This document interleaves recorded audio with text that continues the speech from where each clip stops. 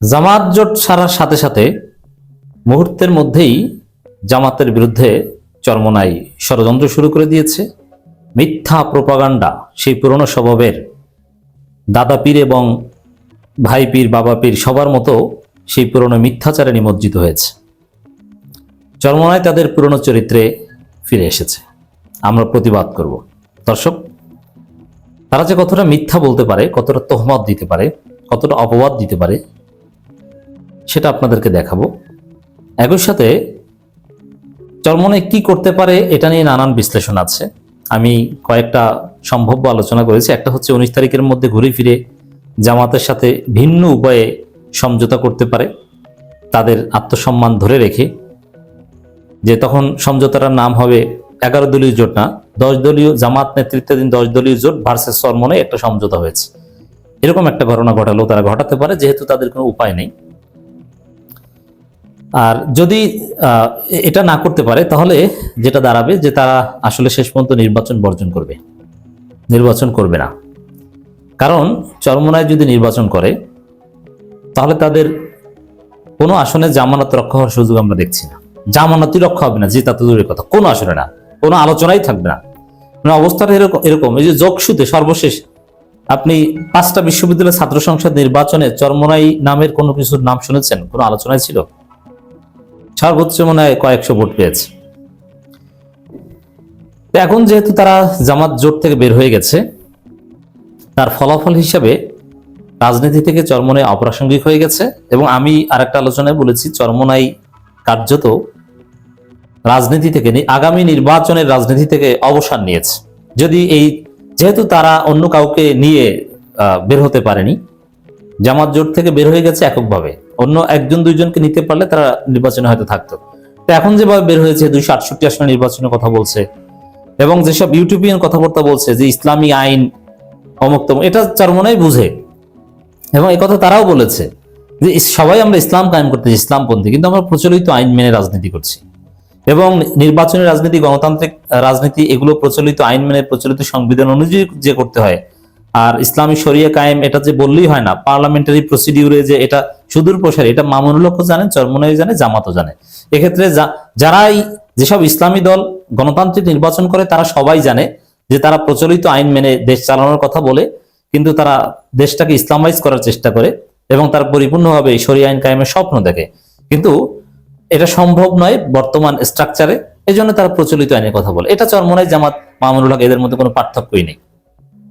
কিন্তু যখন এটা সরাসরি এখন চরমোনাই বলছে, দেখেন আমি একটা বক্তব্য শোনাচ্ছি আজকে গাজী আতুর রহমানের। ক্ষমতায় যাওয়ার জন্য জামাত ইসলামী আল্লাহর আইন প্রতিষ্ঠা থেকে বেরিয়ে বিদ্যমান কাঠামোতে নির্বাচন করছে, যার সাথে ইসলামী আন্দোলনের সম্পর্ক নেই, অথচ গতকালকে পর্যন্ত তার সাথে সম্পর্ক ছিল।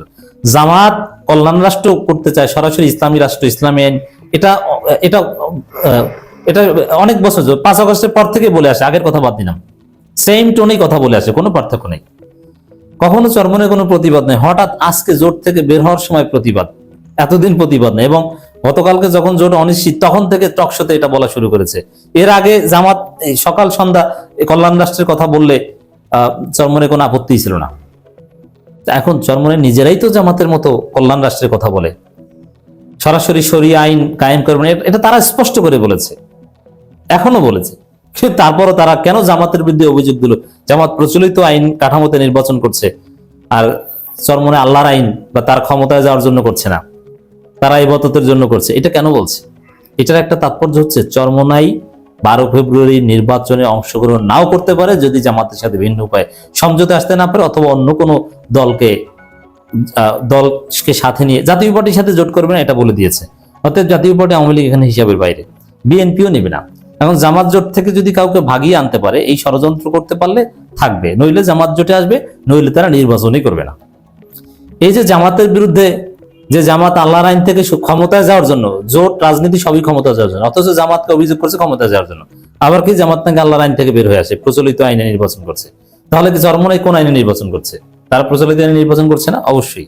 মামুনুল হক কি জানেন না? মামুনুল হকের চাইতে বড় আলেম হয়েছেন গাজী আতুর রহমান। এখানে মজার বিষয়, এই সংবাদ সম্মেলনে পীর সাহেব চরমোনাই ছিলেন না, শায়েখে চরমোনাই ছিলেন। এর মানে তারা হতাশ, তারা নির্বাচনই করবেন না। এখন ভারত বা আওয়ামী লীগের সাথে আতাত করে নির্বাচন বানচালে কোনো ষড়যন্ত্র করছে কিনা এ ব্যাপারে সজাগ দৃষ্টি রাখা দরকার। কারণ যেসব কথাবার্তা বলছে তাদের শেষ পর্যন্ত নির্বাচন তারা করে কিনা এটাই সন্দেহ।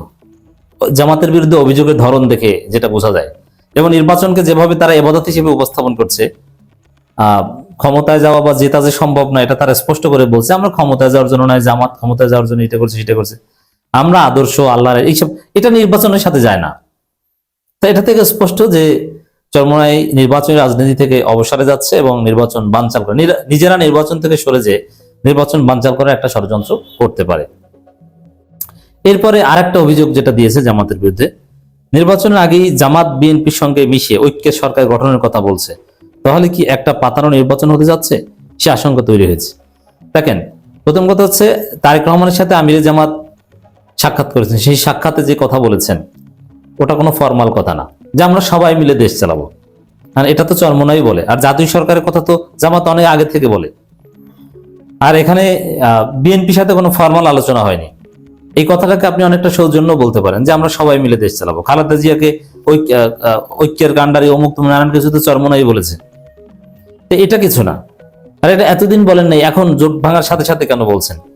এতদিন চুপচাপ, এতদিন গতকালকে রাত পর্যন্ত তো আপনারা আসন সমঝোতা করেছেন, চেষ্টা করেছেন দুই একটা বেশি নেওয়ার, 70টা চেয়েছেন, 70টা দিলে কিছু কথা বলতেন। দেখেন, ধান্দাবাজি, মোনাফিকি, 2 নম্বরই, সলসাতুরি, কত প্রকার ও কি কি, এখান থেকে দেখেন। তারা বলছে গত রাত পর্যন্ত জামাতের বিরুদ্ধে, জামাত ইসলাম থেকে বের হয়ে গেছে, নারীদের সাথে বসছে, এরকম কোনো কথাবার্তা নাই। জামাত সরিয়ে আইন চায় না, 2 দিন আগেও কোনো কথাবার্তা নাই। এখন জোটে থাকবে না, এখন জামাত খারাপ, এখন মওদুদিবাদী হয়ে গেছে, এতদিন ভালো ছিল। বুঝতে পারছেন ঘটনাটা কি? অবশ্য জোট থেকে জামাত যেটা অর্জন করার সেটা অলরেডি অর্জন করে ফেলেছে। চরমোনাইর কোনো অধিকারই নেই জামাতকে মওদুদিবাদী বা ধর্মীয় সমালোচনা করার, কারণ জামাতকে ধর্মীয় বৈধতা চরমোনাই অলরেডি দিয়ে দিয়েছে। তো এখন যেটা বলছে এটা সিট না পেয়ে বলছে। তো সেই জায়গায় এই যে কথা, একটা পাতানো নির্বাচন হতে যাচ্ছে, এটা কিন্তু আওয়ামী থিওরি। মানে কি, জামাত বিএনপি ভাগ বাটোয়ারা করে নির্বাচন করবে। চরমোনাই যেহেতু আসন একটাও পাবে না, তারা ভাগ বাটোয়ারায় নাই, তাদের ভাষায় জামাত বিএনপি ভাগ করে নেবে, চরমোনাই একটাও পাবে না, অতএব নির্বাচনই করবো না, পাতানো নির্বাচন করবো না। তাহলে কি দাঁড়ালো, কি বুঝলেন? চরমোনাই নির্বাচন বানচাল করতে চায় পাতানো নির্বাচন অভিযোগ দিয়ে, এবং তারা এবাদত করে ক্ষমতায় যাওয়ার জন্য রাজনীতি, এইসব নানান অভিযোগ দিয়ে তারা মূলত নির্বাচন থেকে সরে দাঁড়ানোর রাস্তা খুঁজছে। তো চরমোনাই কি কি করতে চায় সেটা স্পষ্ট। আমিরে জামাত কোন খ্রিস্টান প্রতিনিধি দলের সাথে কি বলেছেন, জামাতের ইহসানুল মাহবুব জুবাইরের ব্যাখ্যা দিয়েছেন, এটা নিয়ে তারা কসলাকসলি করছে অযাচিত ভাবে। অথচ এটা 70 সিট দিলে এইসব বিষয় নিয়ে কোনো প্রশ্নই উঠতো না। এখন আমাদের সজাগ থাকতে হবে, সতর্ক থাকতে হবে। চরমোনাই নির্বাচন বানচালের ষড়যন্ত্র করতে পারে, তাদের এই ষড়যন্ত্রের বিরুদ্ধে সতর্ক থাকতে হবে।